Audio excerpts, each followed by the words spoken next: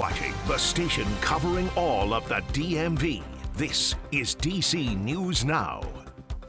It's a beautiful start to the day. Starting to see just a little bit of sunshine peeking through the clouds. More sunshine to come today. The clouds will tear you back once we head in towards Sunday. And a family of 15 lost their home on Thanksgiving. Coming up, we'll tell you how it happened and hear from the family struggling to figure out what's next. Plus, the message a former felon turned business owner is spreading to his community and the program that came from it. And it's Small Business Saturday. Coming up, how you can support local businesses right here in the DMV. But first, it is 8 o'clock on this Saturday. We begin with a live view outside. This is over the Capitol, looking beautiful. The sun's out. Sun came up at 7 o'clock. Don't be deceived, though. Even though that sun is out, it is cold out there, people. Good morning. Thanks for joining us on DC News Now. I'm Tosin Fakile. We'll get to our top stories in just a bit, but first, Derek Bowen is here. And Derek, a very cold start to the day. How long lasting are these 20, 30 temperature degrees? These temperatures will continue with us as we head throughout this entirety of the week and be reinforced by another cold front pushing through late Sunday into early Monday. That's going to bring us quite a bit of wind, which is currently bringing a little bit of snow back off towards the west. But for us in particular, this morning, we're seeing, of course, a mix of sun, a mix of clouds. We'll see more sunshine as the day progresses. However, we will see temperatures only top off into the 40s. Once we head in towards the afternoon. So it's not going to be too warm today. We had a high of 56 yesterday here in D.C. Those temperatures today will not rise all that much comparatively to where they were just 24 hours ago. We're looking at 35 in D.C. this morning. We're at 12 above zero in Denver. We're seeing very chilly temperatures across Kansas City at 29 degrees, 32 in Oklahoma City. They're going to see some very interesting weather across Kansas as they head about their day. We're looking at highs today only into the 40s here locally, going into the 50s towards Atlanta, even 70s in Tallahassee, and nice and 80 degrees in Florida. But unfortunately, most of the nation will be relatively chilly with temperatures into the 20s in Denver, only topping off into the mid to upper 30s for Kansas City and sitting at 52 today in Oklahoma City. Thankfully, they won't see much in the way of the snowy weather, but they could deal with some impacts traveling towards Wichita. As we head towards tomorrow, we'll have a temperature of 51 warming up here.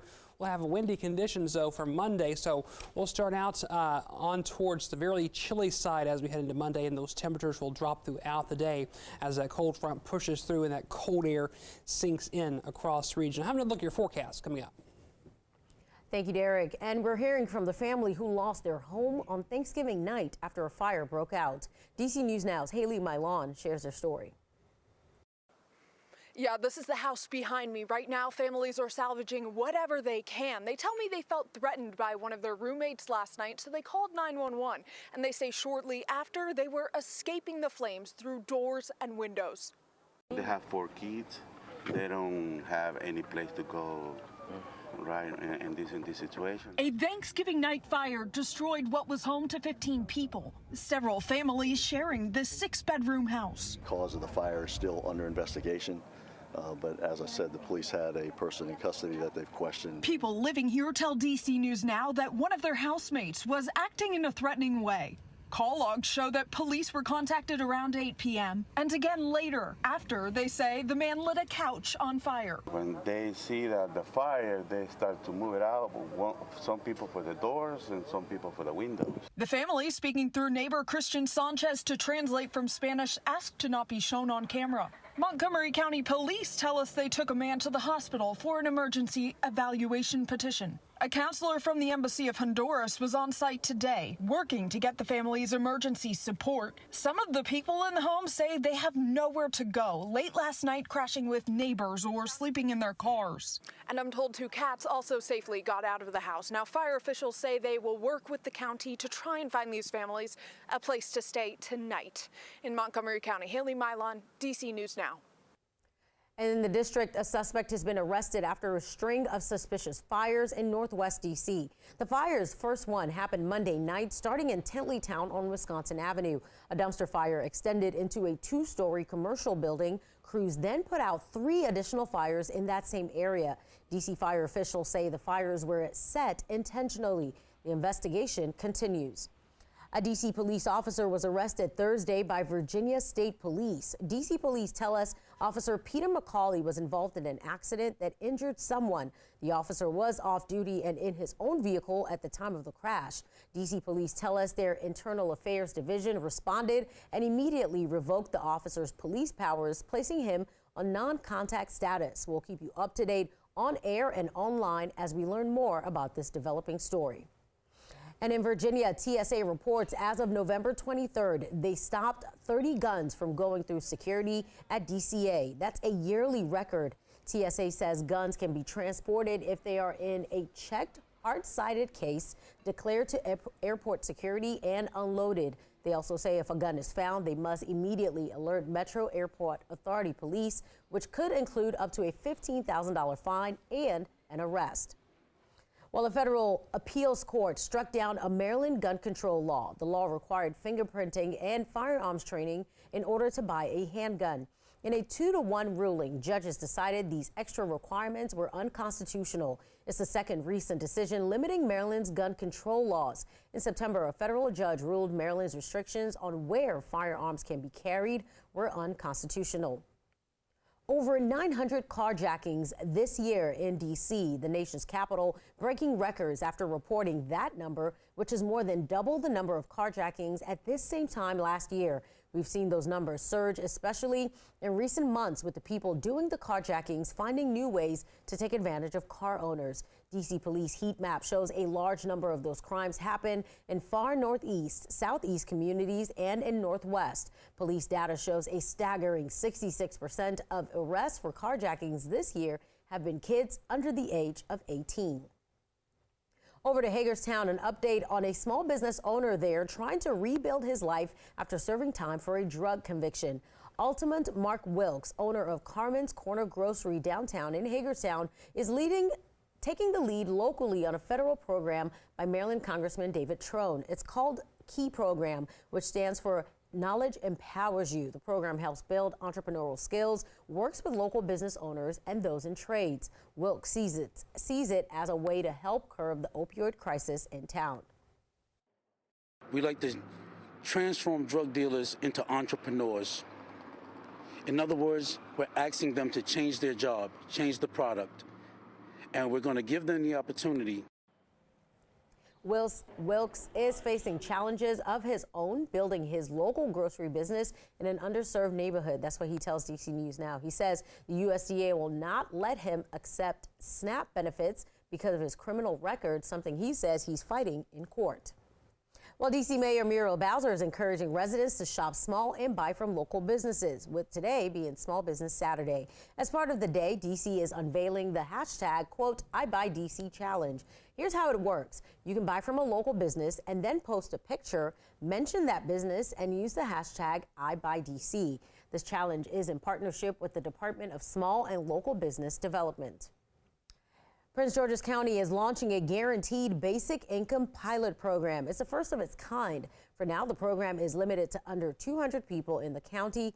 Officials say certain people aging out of foster care and senior citizens will receive $800 a month. It'll last for 2 years and is funded by public and private philanthropies.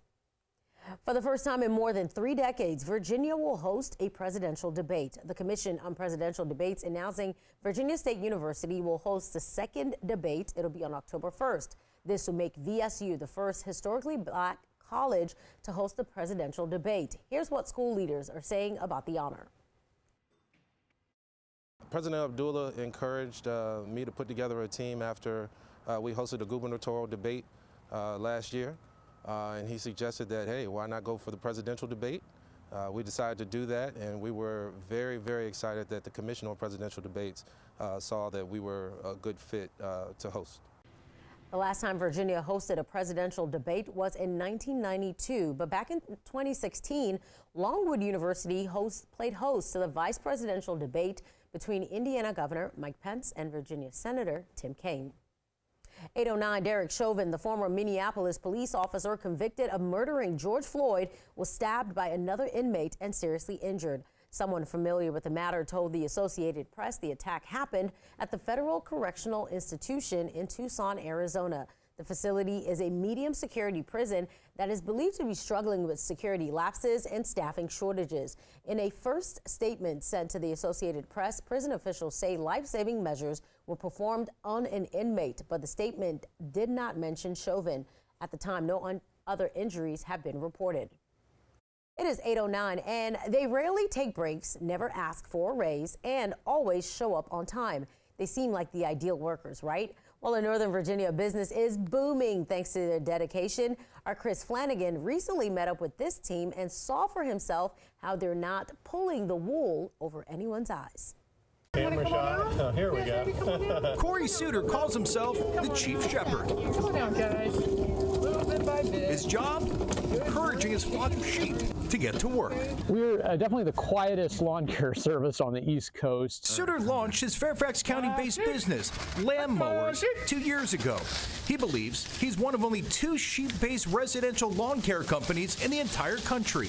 Usually when they go to a yard, the first thing they're going after is all the weeds in the yard because they love clover and dandelion, onion grass, Japanese stilt grass. They like to have more herbaceous plants, tree seedlings, poison ivy.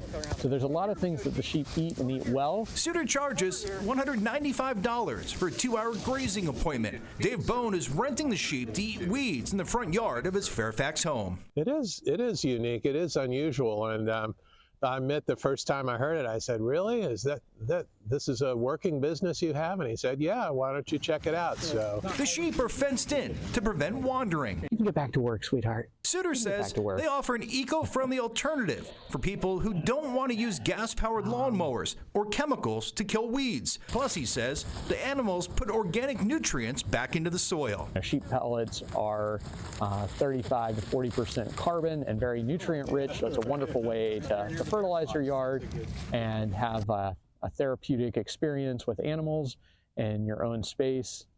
And then the sheep love to eat the weeds out of the yard. After their morning munch, it's time for the sheep to load up and head out to their next job.